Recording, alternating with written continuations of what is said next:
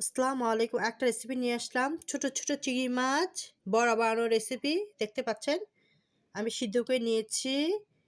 এখন শিলপাটায় বা ব্লেন্ডারে বেটে নিব। নিয়ে বড়া বানানো হবে। তার ভিতরে দেওয়া হবে পেঁয়াজের ফুলকি, মরিচ কুচি, ধনেপাতা কুচি, পেঁয়াজ কুচি,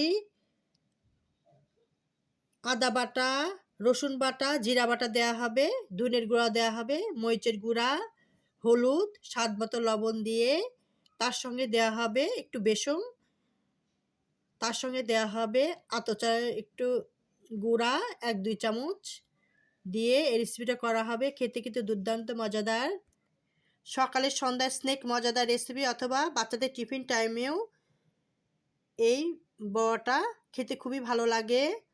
সেই রেসিপিটা নিয়ে আসছি। প্রথমে শেষ পর্যন্ত দেখবেন। রেসিপিটা যদি ভালো লেগে থাকে, যারা ফেসবুকতে দেখছেন তার ফলো দিবেন, যারা ইউটিউবতে দেখছেন তার সাবস্ক্রাইব বেল বাটন অন করবেন। পরবর্তী নোটিফিকেশন ভিডিও যদি আপনারা দেখতেও লাইক করতে পারেন। আপনাদের কাছে আন্তরিক শুভেচ্ছা ভালোবাসা রইল। আমি চিংড়ি মাছগুলা আমি শিলপাটে বেটে নিব। তারপরে বড় রেসিপিতে যাব।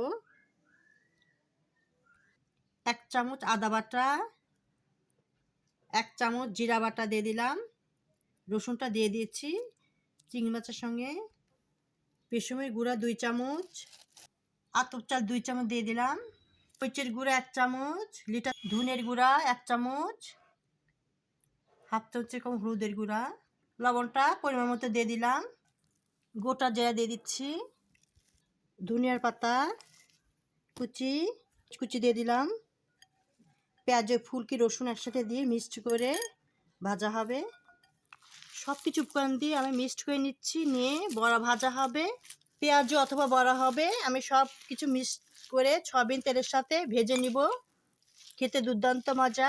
তেল দিয়ে দিলাম। এখন বড়া ভাজা হবে। একটু গরম হলে বড়া ভাজে নিব। দিয়ে দিয়েছি। এবার আপনাদের নকশা আপনার ইচ্ছা মতো করে নেবেন। এবার এ পাশ ওপাশ ভেজে নিব।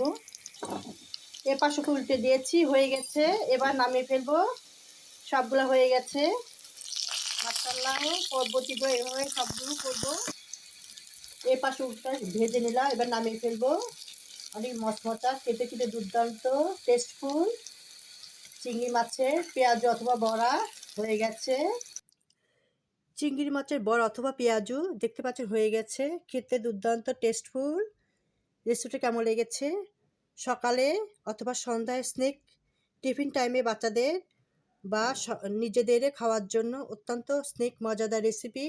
রেসিপি যদি ভালো লেগে থাকে অবশ্যই লাইক কমেন্ট করবেন। খেতে কিন্তু দুর্দান্ত মজার চিংড়ি মাছের বড়া অথবা পেঁয়াজু দেখতে পাচ্ছেন একবারে ভাজা ভাজা করে করা হয়েছে। খেতে কিন্তু দুর্দান্ত টেস্টফুল।